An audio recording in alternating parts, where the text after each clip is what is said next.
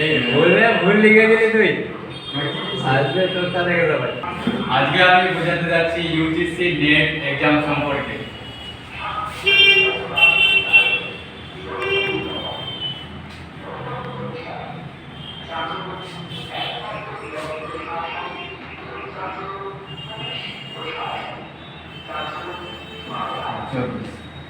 তার মধ্যে আমাদের পশ্চিমবঙ্গে যে রাজ্য সরকারের সেট পরীক্ষাটি হয় সেটি কলেজ সার্ভিস দ্বারা নিয়ন্ত্রিত হয়।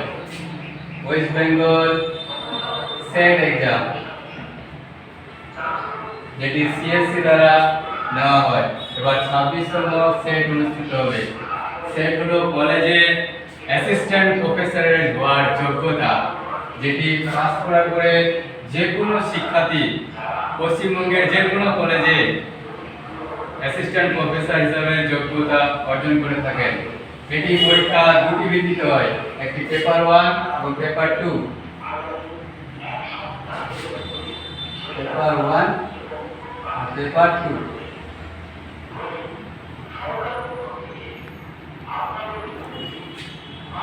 প্রত্যেকটা পরীক্ষায় দুটো পেপারে দুটো পরীক্ষা হয়। প্রথম পেপারে হলো 50 নম্বরের পরীক্ষা, 50-এ 100, আর দ্বিতীয়টা হলো 100, 100-এ 200। পেপার 1 হচ্ছে 50, 50-এ 100, দ্বিতীয়টা হচ্ছে 100-এ 200।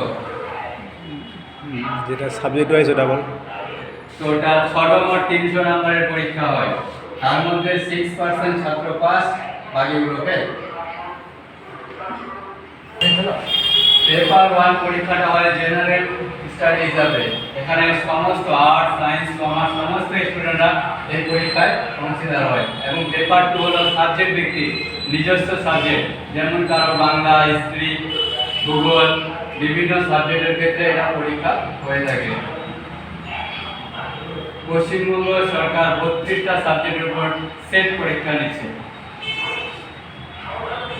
আর কি বলবো?